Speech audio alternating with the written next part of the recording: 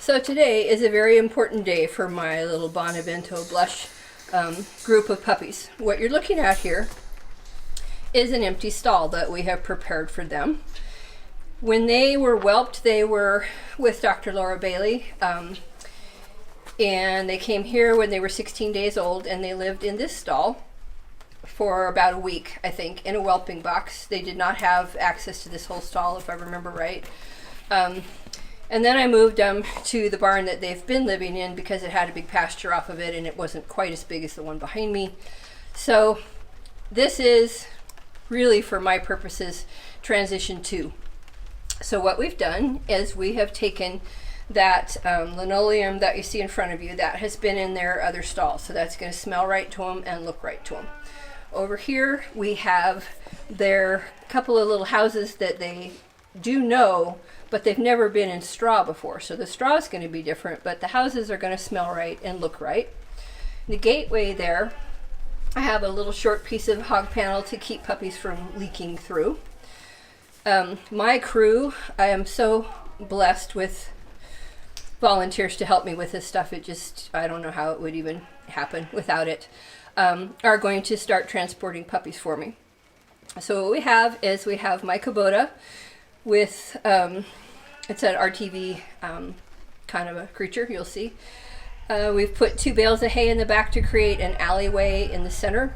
The puppies are not used to being away from each other, and we don't want to scare them through all this. We're trying to make them think that this is really cool and interesting and not overwhelming.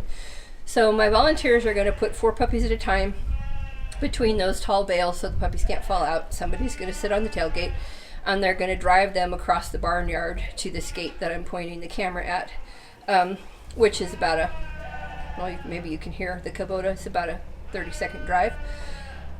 And one person is going to stay over there with the puppies. One person is going to come and stay with the puppies that are put in here.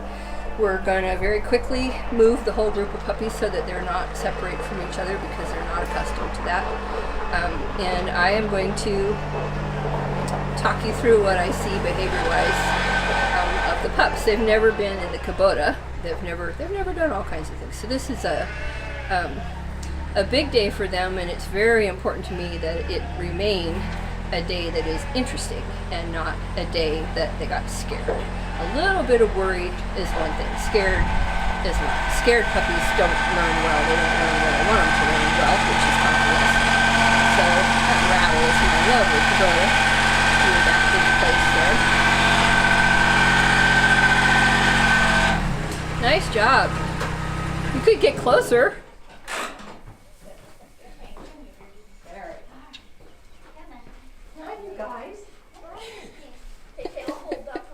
Kathy, you know you can back to the gate, right? I know, they're, yeah. Oh, they were doing things? Okay. No, they're just... Okay, I got it. I trust you. All right. There's our first one. So set it down gently and kind of stay with it and give him a little cuddle and let him know that he can still keep breathing. Oh, that looks good. One. That looks good. Oh boy, we have them all. All right, go, go, go. Okay, who are my... Go get more. Can I go back, actually? Yeah. Do you want to stay? Oh, I was going to go back. We kind of need...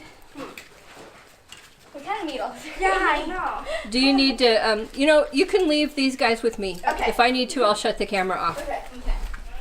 So, guys, yo. Swing that gate closed so that nobody decides to see how high they can climb. There you go. Not quite. That's fine. All right, ladies. Good job. Now you guys stay over there. You don't need to come out here with me. Stay where you are.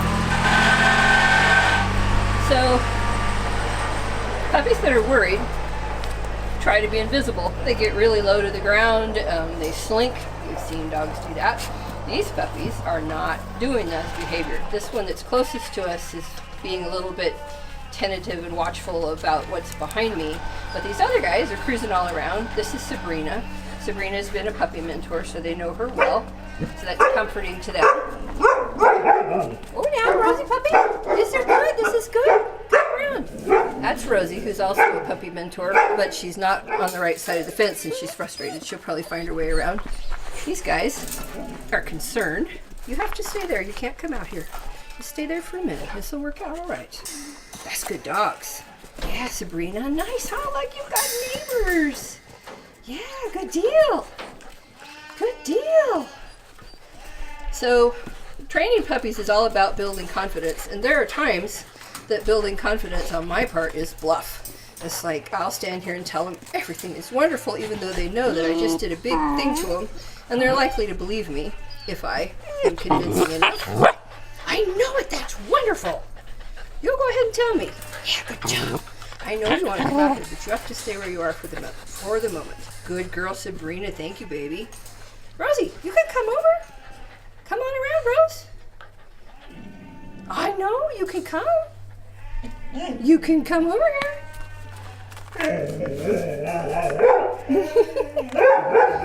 I know, Sabrina. Hi, guys. Good pups. Good puppies. Yes, you are. You guys just sit there and stare at me. Why don't you go look around? Yeah. There's a puppy. There's a puppy. All right. People are coming to see you. Yes, there's more coming. Yes, there are. Go look. Go look. They're over there. Yeah.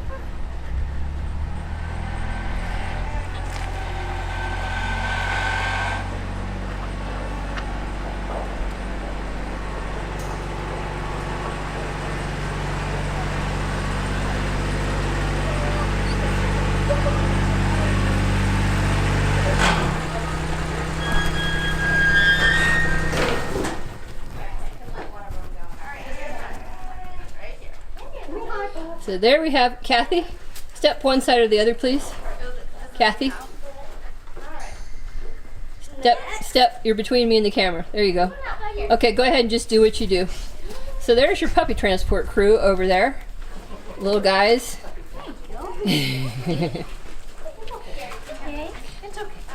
It appears that got a little complicated moving puppies, huh? Are they industrious in the back? All right, more wagging tails. Safety in numbers. These guys are much happier. Good job, babes. Do you want this gate closed? Yes, please do. Yes, you're doing All right. Okay, I'm going to shut this camera off now until we get all the puppies here, and then I'll start this back up again. So all the puppies have arrived, with 3 volunteers sitting in with them. Apparently they got a little rowdy between those bales of straw or hay. I get the next one.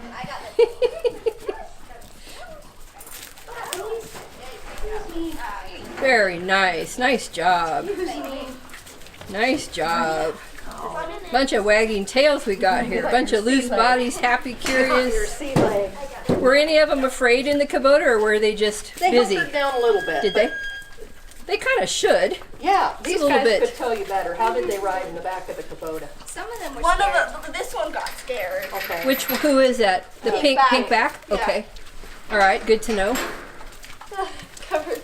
All right. I don't see anything that makes me think that we shouldn't let them have this alley. So I'm going to back up.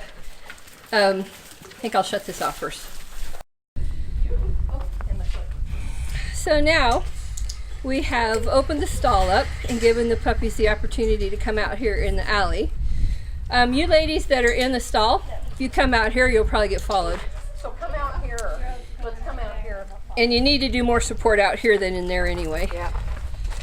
So the puppies, of course, get to decide whether they want to come out here or not, but I think these guys are ready for this. Although they are clustered around behind people, being a little slow. Good job. So Kathy is using the clicker to build confidence. The clicker is a new association for these puppies, but it's always been paired with something they really like, which is tasty. Nice manding going there. Good job. So if a puppy is worried and you can get their attention, so it looks at you and you can click and treat for a look and you pay, then you took the puppy from maybe being worried to, oh yeah, we can do that, that's no problem, and then it's a reset. Superstar. That baby's manding in front of you, Krista, and you are ignoring that child? No, I already was paying him. Well, she wants more. So what we have here is a bunch of loose waggy puppies Too demanding. So, Rhonda, step back a little bit, please. Krista, play with that baby again so I can get a close-up. Let me find you in the camera. Hold on. Okay, go ahead. So this puppy that's right in front of Krista here has got Krista trained so well. She's decided she'd rather be fed cheese than look around, and she knows she can get Krista to do it. It's pretty cute. Oh, nice collection. So you're looking really at clicker training session number 5 and a whole bunch of purposeful behaviors. They've decided cheese is more important than adventure. That's pretty cute. So I'm going to shut this camera off and move back, and based on their behavior, I think they're ready for this bigger field. So we'll see you in a minute. So go over that again, Kathy. Louder. Yeah, so when you're ready, what we're going to do is we'll take down the fence. We're going to stay here, and we'll see if the puppies go out and explore on their own. Perfect. All right. Ready? Yep, I'm ready. Let's do it.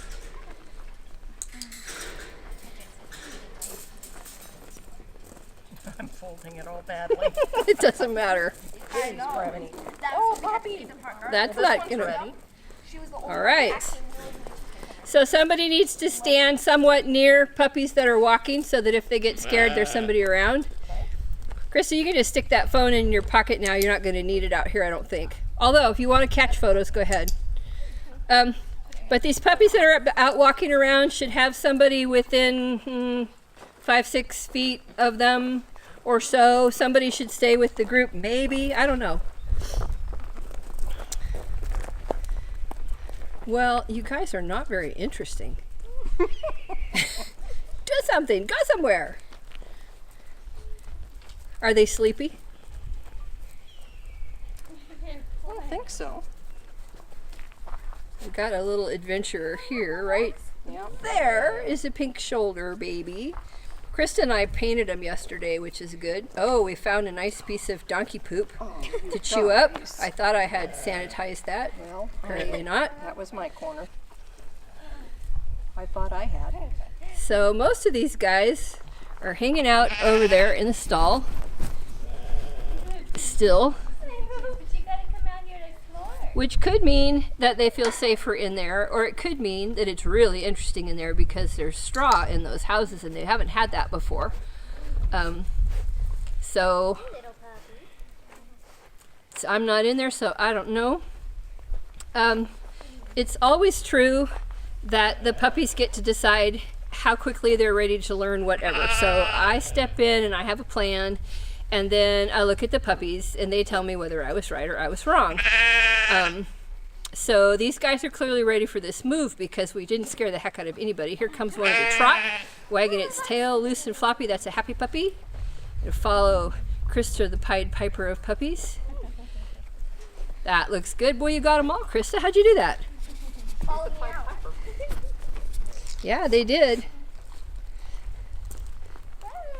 Well, that is an adventure. So there's little Mr. Dirty over there. So that pup that's out following Kathy is what we so lovingly refer to as an overachiever. Because out of 12, that's the first puppy that took off on his own. He was doing a perimeter check. He wandered out to see Kathy, but he's out there by himself. The other little overachiever is the green butt guy, who's coming back to safety a little bit at a little bit of a trot. So something worried him. Not hugely, but he's headed for safety for a minute. Little Mr. Overachiever Dirty up there. We call him Dirty because his fur has a little bit of a different cast to it. And so he's not super snowy white, so it was easy to tell him apart for a while, but it's kind of changing. So now he's wearing black paint on his back. That pup is a red butt pup, I think. Pink and red look a lot alike sometimes. The little pink tail girl over by Sabrina, that's a female. There are 4 females, and I have limited numbers of colors of pet dye, and the company quit making my favorite, so that's even worse. So we have 4 females, so we have pink head, pink tail, pink butt, and pink shoulder. And then the other colors, we have a red butt and a red tail and a green butt and a green tail and so on. And the puppies will keep those colors until they leave here. The last puppies from the last litter left when they were 8 months old. So for 8 months, I painted them.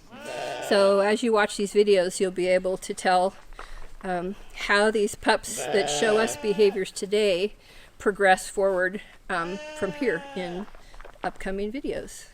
So I'm going to shut this off for a little bit and just kind of hang out with them, watch them myself, and stay tuned. So we decided, since the puppies were not playing this game very well, they were having a really, really good time playing in straw and not coming out here. Come here. Oh, let's see. Come here. You don't want it? Okay.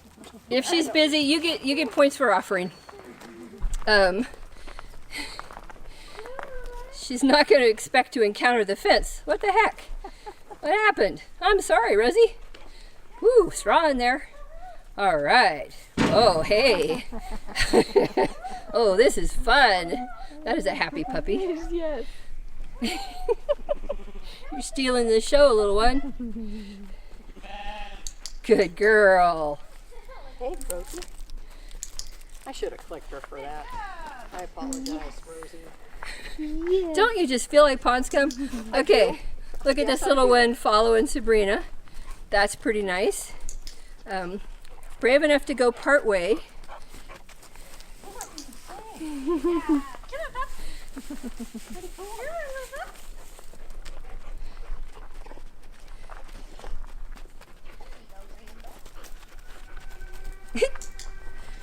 That's so funny. They think they can make you walk all the way over there and feed them, and they're right. Look, I can make her walk 10 feet, see? That's great. Well, this is pretty perfect, and this is why. So part of the reason that we have all these bodies here in making this move is that it's really, really important when puppies are this young not to scare them. A fear memory at this age really stays with them for a long time. And you always train to the slowest puppy, or the puppy that is most reticent. And they own the ground they stand on as defined by the perimeter. So I gave them a new area. It's kind of a big perimeter. If I gave them this whole field and they had been fearful about being moved, it would have really been overwhelming. I didn't know how they would feel about it, so we were cautious and took the field down by half, and that is the perfect call, because these puppies are not super spooked, but they're also not doing all the perimeters. They're kind of hovering there in the stall. They're making people pay them cheese, which is fine, but they're doing safe, familiar behaviors. They're getting rewarded for that. Oh, lovely, Sabrina, that was beautiful. So they're setting up training the way that it needs to be for them. So I would have been fine with having them come out here, but they're telling me that they need to have lots of positive experiences in this new area, and they're getting tons of reinforcement for that. So it's all about that they're happy, there's straw in there, life is good. When I give them new areas, like a big area like this, if a puppy gets all the way to that back fence and gets scared and I don't have somebody helping me, and that puppy can run, like if it's back at that corner and it gets scared and it can run all the way back there before I can get to it, that's an adrenaline rush and a fear memory that's that long, which is something to avoid. If I have a puppy back there in the corner and he gets scared and Kathy is standing 10 feet from that corner and says something to the puppy, it will look up at her, she will click and treat, and it's a reset. Oh, okay, I got paid cheese, I know this game, I must be all right, and then you start off again. So we were really ready to follow the puppies all around and really support them in that, and they have decided to play this game differently, which is fine. It's just always smart to be over-prepared and not wish that you'd been more thorough. So they're learning what they're supposed to learn. There's wagging tails everywhere. It's great. And what they'll do now is they will choose to come out into this field or not over the rest of the day. I will be watchful. If I see somebody slinking around and looking low, then I'm going to decide that this field by themselves is too big, and I'll put that kennel fence back across there, and they will only have that alley and stall for the rest of the day. And I'll wait until I have somebody to help be out here with them again. But I suspect that what they're going to do is just kind of cautiously come 10 feet in and then maybe 15 feet in and go back and forth and do it on their own time. And that is completely fine. Depending on how they handle the rest of the day will tell me whether I want to put that kennel fence up overnight. I don't know if I want to have them be out here overnight or not. We'll see.